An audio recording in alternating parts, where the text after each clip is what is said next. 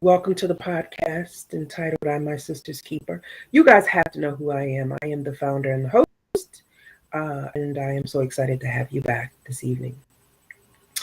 In the building, I really don't have to introduce her because everyone should know who she is at this point. However, in the building this evening, we have Empress Lizz, who is a health crusader. Um, do something a little different though this evening. I've been getting lots of information in, or lots of questions. Who are we? What are our views on selective subjects? And you guys just want to know a little bit more about us. Now, don't get me wrong. The reason why we come on as often as we do when we discuss health is because, we receive lots of questions, text messages, and emails, phone calls also regarding, hey, this is happening, or I want to change my diet, or whatever the case may be. We kind of discuss those topics. However, we're going to do something different, like I said earlier, and we're going to kind of talk about us. But the question for the evening was, and I've gotten tons of questions pertaining to Liz. We know that she's a mom of five. A lot of folks have reached out saying that it's tough and it's rough, and they want to know, did she have a counterpart? Was she married? Did she have a significant other who helped her with her little babies? And, how did she make it? So, um, without further ado, Empress, I am going to turn the floor over to you. I have questions and stuff that are coming in now, so we can kind of discuss your parenting techniques, and I will Okay, also have well, questions for you. well, first of all, as always, thank you for having me. You're I salute you welcome. all with the honorable words of grace, peace, mercy, truth, and love. May it be multiplied upon you all. It's just really funny. I'm very humbled by how, whenever, I've had the privilege of speaking in front of people before on a Mhm. variety of topics, but it's very humbling always to me when people introduce me. And so, just to be clear, um, I'm a health crusader. And when I say that, I did train under traditional master herbalist Diane Bean, also known as the Meadow Queen.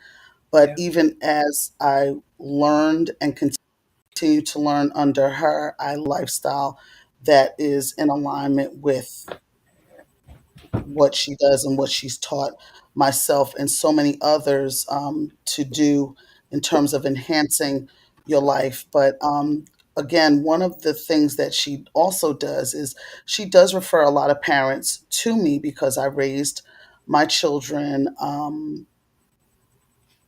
pretty much ITAL. I always hesitate because people are commonly using the term vegan, but it was a lifestyle that I lived as a Rastafarian. And so it was ITAL living, clean living, very God centered, clean living lifestyle. And so yeah, that was tough. It was tough on many levels, and of course, I had a counterpart because couldn't have five kids by myself. But the thing was, is he traveled, so he was a traveling musician, so he was traveling different times of the year. When our first child was born, our schedules were set up where he had him by day and I had the baby at night because he had night shifts and gigs and things of that nature. So that's how that dynamic worked. I remember there were times we would be commuting, passing each other in the train station, passing off our oldest son because that was our world. Right. Um, there was no real daycare center option for us based on our budget, based on our lifestyle, based especially on how we ate and fed our child. Mhm. So then when baby number two came along, there was a bit of a routine in place. But again, being it mostly me, that, again, changed the dynamic. So I find it really humbling tonight that we're discussing parenthood because, as all know, there's no playbook. We can only go by others' experiences. Some people gravitate toward different books on a variety of topics as it relates to managing a household, to discipline, nutrition, and medical decisions of that nature. So for me, after number three, like you got to remember, well, most of you don't. My three children in the middle are like a little more than maybe 16, 17 months apart. So the time will I'll have Hmm. a 22, 23, 24-year-old until the birthday of the oldest of that set in the middle of my Right. five. So it was a challenge. Carly, you know me. I have always You had a always regular worked. job. Yeah, and thank God that I was able to and manage that. So how that looked after my first child was born is I did run a business for a friend of mine, so I was able to have him at work with me for a while. Hmm. Um, I gravitated toward a job that I worked in a call center. Shout out to all people I used to work for Delia's back in the day in the village. It was a call center, Hmm. but I was working from 9 at night to morning, and I was Yep. pregnant subsequent to that with my second child. So I was traveling through New York City at like 3:30 in the morning, coming home from work. I mean, we had our people to make sure we all were safe and travel safe. And at some point, as I got further along into my pregnancy, at that job, one of my friends allowed me to stay with her until it was like a time of day, like normal rush hour for me to travel. All of that up to say this is that at that particular time, I had a 2-year-old boy. So anyone that has that are parents of sons, usually just truthfully and by nature, boys have a lot more energy oftentimes. Like I mean, with my oldest son, anybody that knows him, he came out wanting to run. So it was a little challenging having that type of work schedule because at that time their dad was on tour. Um, I did have the help of my mom to a certain extent, but I still had to get up when my 2-year-old up. That could have been after I got in the house, maybe 2 hours after I got into the house, and I would have had up now. I see, so I'm a grandmother. I have a daughter that has children, nieces that have children. And I've seen, sometimes the habit is when a child wakes up early like that and you're tired, sometimes people try to put the babies back. And I remember my used to do that. Like, I mean, just, oh, I'm tired up and want to have the baby go back to sleep. Hmm. And I said, that's not, you shouldn't. When that baby gets up, I don't care how tired you are. You get up, wash them, dress them, feed them, Yep. and watch everything. Just your day is going to chill because they're content. You may not get to go to sleep right away, but they're going to eventually lay down for a nap. And see, the whole idea is you have to get you on a routine and make best use of your time. I always try to make the analogy of we're at work, we multitask. At least most of us, I know, especially I'm in hospital, Yes. must that you adapt to situations. You have that ability to multitask on a dime, Yeah. and so I Pivot. You got apply to that pivot. You have to pivot. out, and I apply it Mhm. that same mindset to parenting, especially my children were small. Now I got older, that 13, 14, 15-year-old stage, and they get to move around a little. Yes, it's different. But when they're smaller and you can put certain things in place, kind of makes your time work for you. You're not as stressed about a situation. I hope that Folks helped. want to know, yeah, folks want to know diet. Okay, so you said ITAL. I know what that is, but Yeah, I tell folks want to know vegan what food. what their meal, uh, what your meal plan was for the week. What did that consist of? Girl, this How were goes. you able to provide a healthy meal with Mhm. five children? Because folks now are faced with higher prices in food, and they're struggling. And so, That is, how do you make it tell me happen? about it. Tell me about it. And just to kind of echo that, um, back in those days, yes, we were dealing with, you know, a different grocery cost or food cost, right? Hmm. but the way that I fed myself and my children, it was actually extremely expensive, especially when it came down to like the milk. So we did soy Yeah. milk at one point, and I kind of eased up on that. I did a lot of almond milk, and I ended to make my own almond milk with like the ground powder, and you're adding your water and everything to it because I could get a container of, I don't know if you can see that, but maybe it was about maybe 5, 6 ounces, maybe my measurements may be off. Suffice it to say, it was expensive. Yeah. When they were smaller, as babies before they got to the stage of eating food, or like like the food that we eat, so to speak, it was expensive. If I wanted to buy baby food, that's when Earth's Best came out. That was the first organic Yeah. baby food. It was almost like 75 cents a jar. So you're talking about the 90s, and you're getting beech nut or gerber for Yeah. like 35, 40 cents. And then here comes the organic thing that nobody's really kind of buying because they don't know. So I ended up pureeing a lot of their food.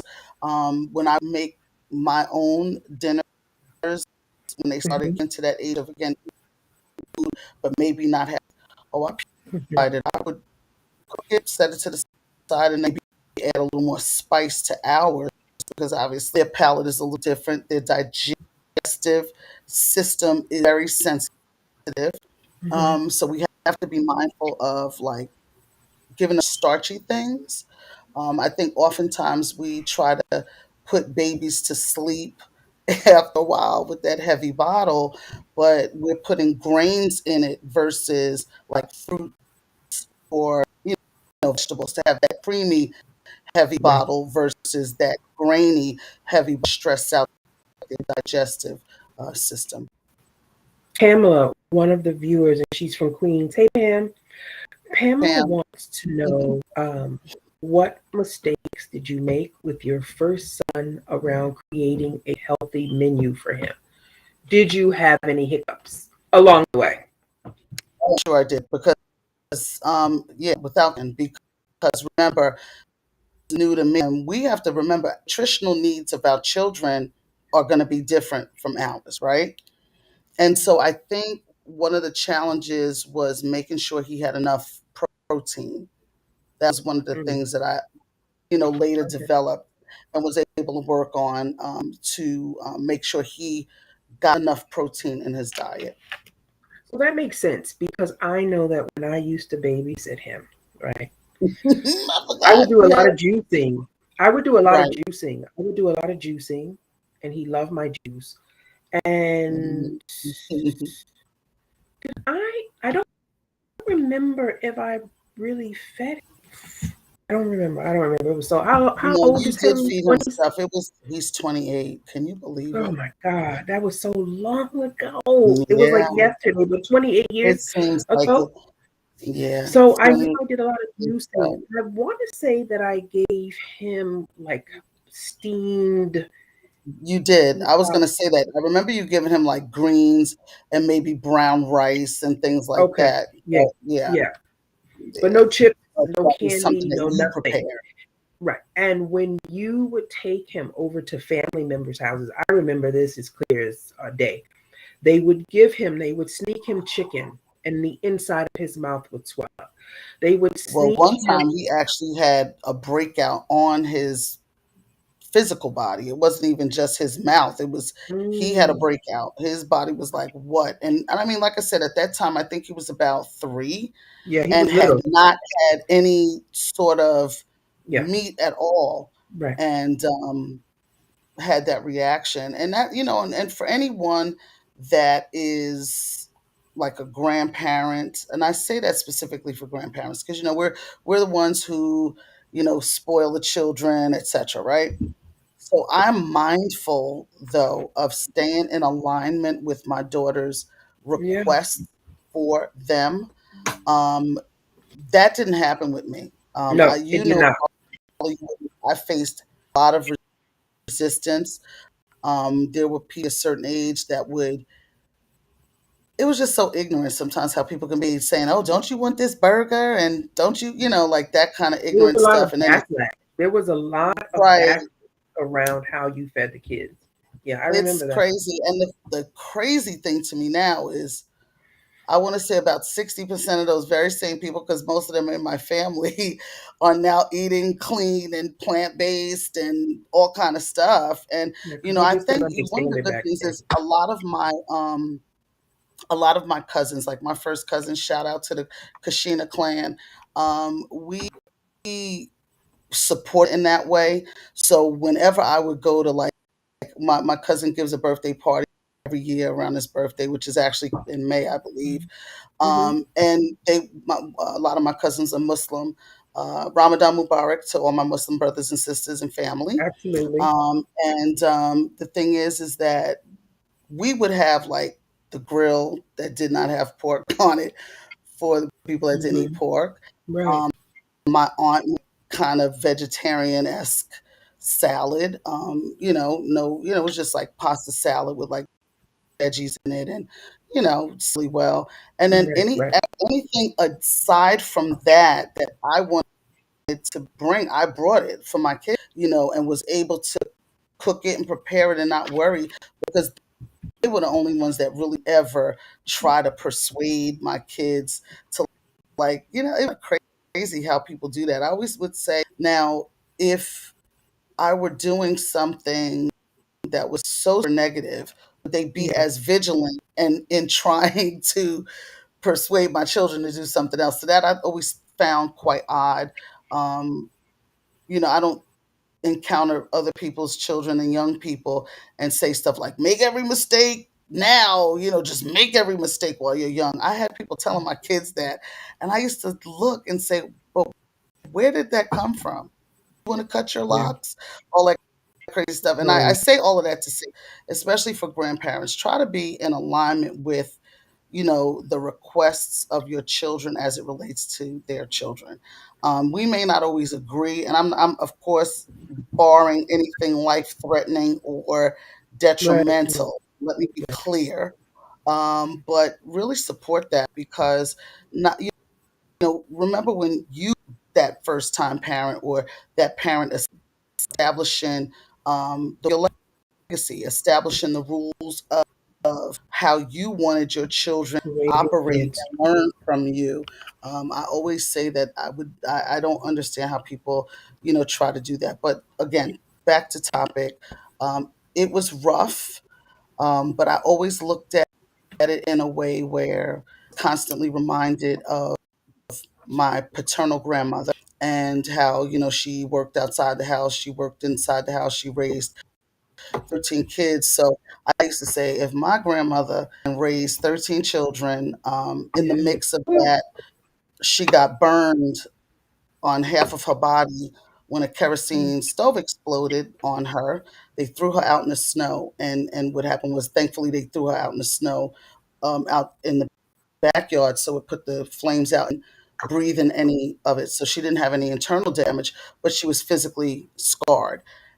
Mm. And after that happened, after the hospital, now we're talking, my father would have been 90 now. He was 8 when that happened. So she was in the hospital for 2 years, Oh came out, gosh.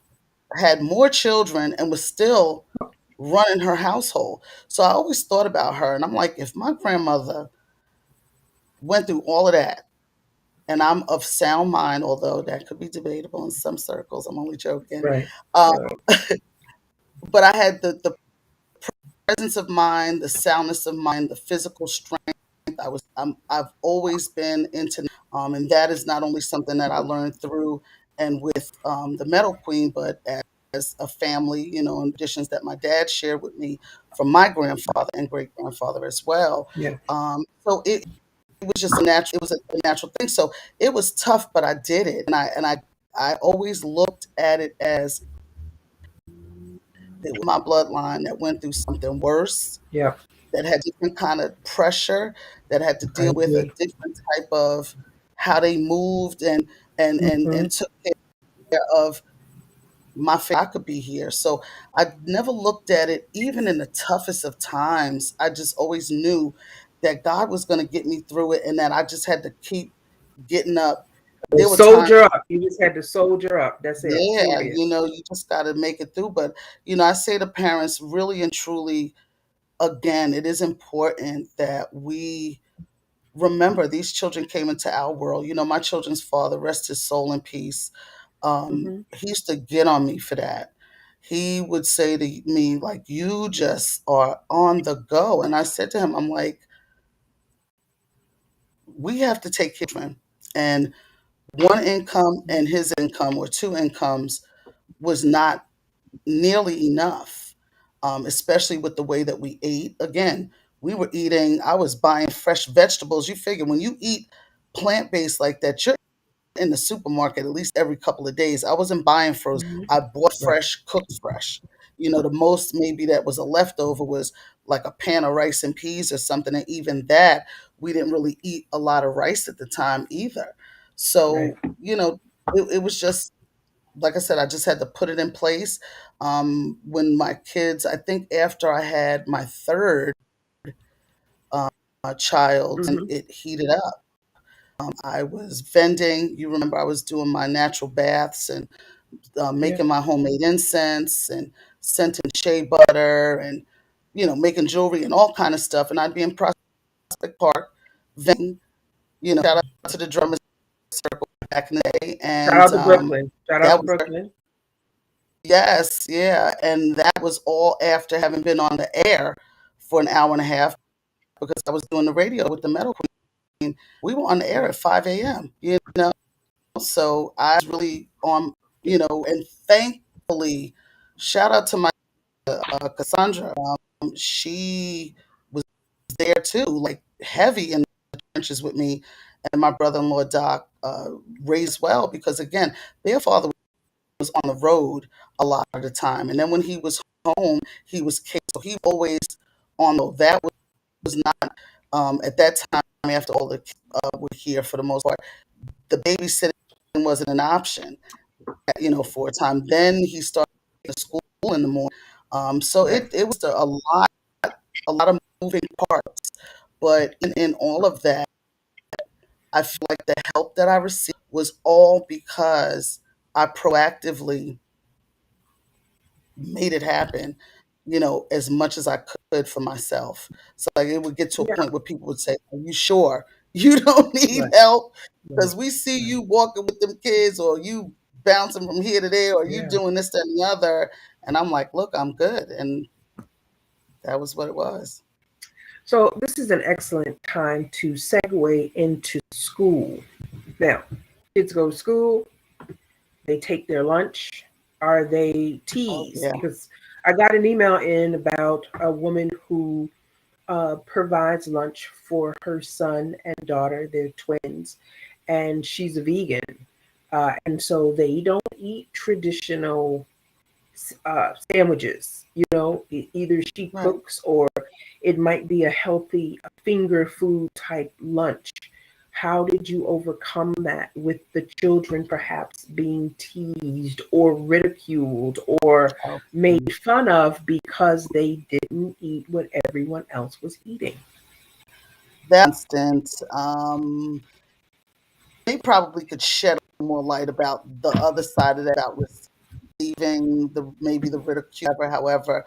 But I didn't, for lunch, I would always send them stuff. First of all, my kids loved honey. I would do the peanut butter and honey, peanut butter and guava jelly, natural guava jelly, or natural strawberry preserve or something like that. So kids love peanut butter first and foremost.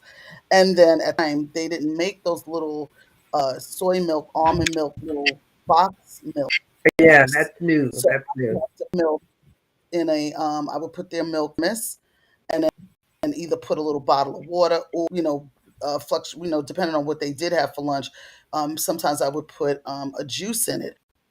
But I'm trying to remember what for them, like lunch wise, when we were eating clean like that. I I do can't, it was not. mostly, That was like I said, the so peanut butter and long honey. ago. Yeah, yeah, that was it. Because as they got older, and we began to um, eat chicken on occasion, or they wanted to eat chicken and I started chicken, I would do like, just good turkey sandwiches or something like that. But for vegan, I cannot remember. It was mostly just, Yeah, I don't remember either. natural peanut butter, making bread, and like a guava jelly or something like that. And ridicule, let me tell you something. If it's not the food, it's their sneakers, it's their uniform, it's the way they smile. So that Mm. unfortunately comes with the territory of kids being in. I think we've all had a moment of that, and it's just how you react and respond Yeah. that determines where that goes. But yeah, and then remember, I also gave them a lot of fruit. Their snacks would be some pumpkin seeds, sunflower seeds. Sometimes you have to be careful with that if there are children in their proximity that have nut allergies, because sometimes Oh people yeah. can't even smell or be around that sense of that. You might want to Yeah. be mindful of, but you can always put fruit. Get them apple slices and squeeze. I think you can squeeze lemon on them to keep them from turning brown. Yes, You can that's Google correct. that. Right. My memory almost failed me, but send fruit, fruit bowls, or you can make your own fruit bowls. Get a good vegan yogurt. There's a coconut milk based yogurt that I eat. Oh my God, it's Oh, so good. that sounds And good. a lot with it. You can mix it with fruit. You can put a little honey in it to give it a little, some cinnamon and nutmeg or something like that. So just be creative. I mean, again, you are introducing them to this Yep. a certain age. We're talking 8, 9, 10, when they're really Yeah. at an age where like I don't want to eat that. Just if you really have to be creative and go back to the basics, because remember you can get items that would be as a lunch and it not necessarily look like a sandwich. Like it doesn't necessarily Hmm. have to be a sandwich or a wrap. What does a holiday meal I look like for you? Holiday meal, what does that consist of? Okay, so you talking holiday meal vegan or holiday meal Liz No, no, no. healthy? Yeah, holiday meal vegan. Because there's no name on the email that I received, but Mhm. summer is coming. Folks have barbecues all the time. What does that look like? Because they don't want their kids to eat the Okay, regular no, hot dog, the regular hamburger.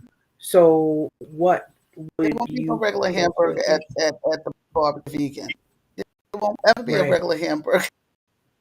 You right. can have okay, so there was this great burger that I had, and I did it with brown rice and farro, Farro, and of course the traditional seasons, peppers, onions, that kind of Mhm. thing. Now you can even create your own. Like I said, there's recipe all over Pinterest. If you Google what you want or something that you can find it, but if you do like vegan barbecue, right? So of course you're gonna have different type salads. You can do bean salads and really Yeah, awesome lentil salads. Let them sprout and do a lot of like root vegetables in the mix of it. Then you can do, of course, green salads or your tossed salad. You're talking about yeah. grilling, right? You can grill zucchini, eggplant. You can do your own veggie burger mixture and grill that. There are a lot of people as I again, my palate is a little different. There are people who are making like Seitan, I because know I what don't know you're if I talking about. pronounced I've that seen it. correctly, and I don't want to say a word that I ain't to. Anyway, the Yeah, seitan meat. So I know that there's like ribs out of that if I've you want seen a that. I've rib seen that.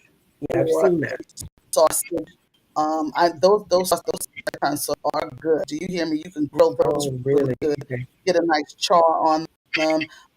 I'm big into like things and dressings and sauces and stuff like that, because I think that with anything like plant based and stuff, you usually like different sauces liven it up, the flavor. So I would say that, and again, do pasta salads. You can do gluten free pasta if that's um, and eat, wheat. um, wheat pasta, but you can do mung bean noodles and all types of different. And again, those are the kind of things that you can get like in a market. If you want different noodles and things like that to prepare different salads. And it's funny that you're asking me that because I was thinking earlier of creating a recipe for like a vegan mac and cheese. There's different recipes that I've been coming across that um, teach you how your own vegan cheese. So I wanted to kind of explore. I'll keep you guys posted on that. Another thing you would probably find on my grill if I were given like doing like a vegan cookout is portobello mushroom. My favorite portobello mushroom. So, You can eat those on steak. I would probably also do cabbage steaks. You can season oh yeah, your you can yeah, slice the thick steaks like that and around.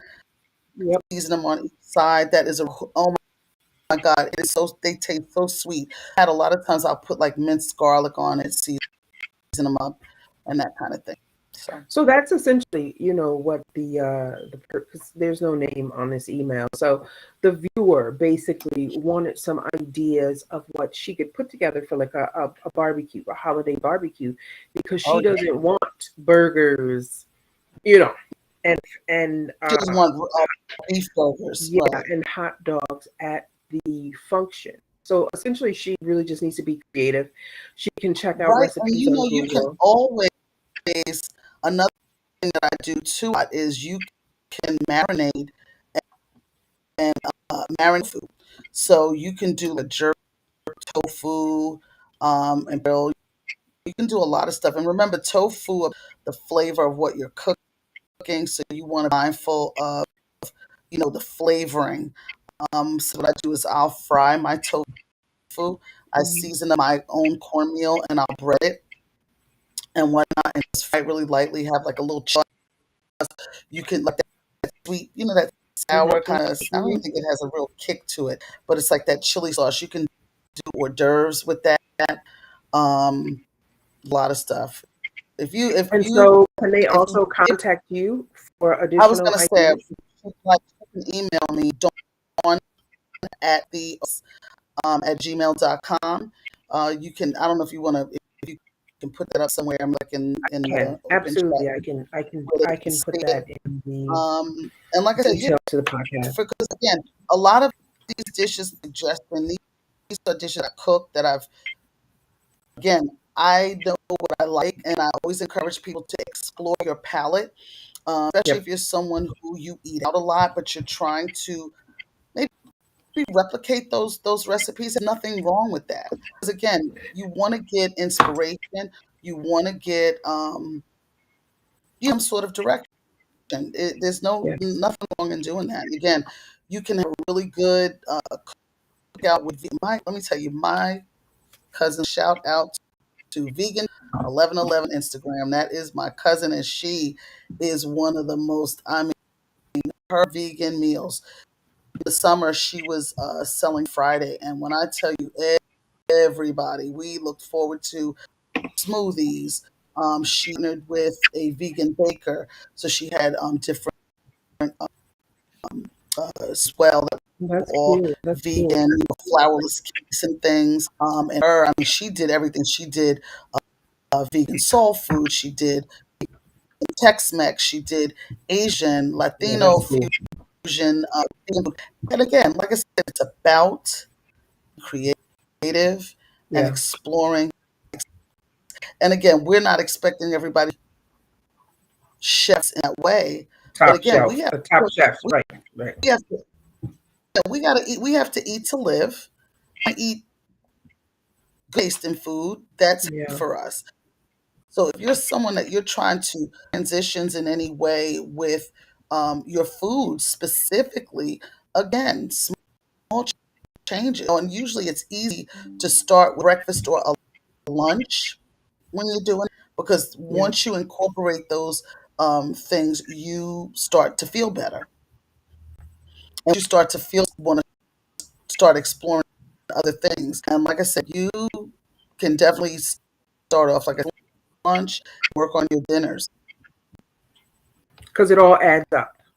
If we Yeah, it change or does. substitute or switch out something per day, Right, then it kind of becomes a habit because right. it takes 30 days to create a habit. I have it. Exactly. And it's funny how it's so easy to latch on something that's not so beneficial. No, it's Right. really, we'll look up and say, hey, wait a minute. Okay.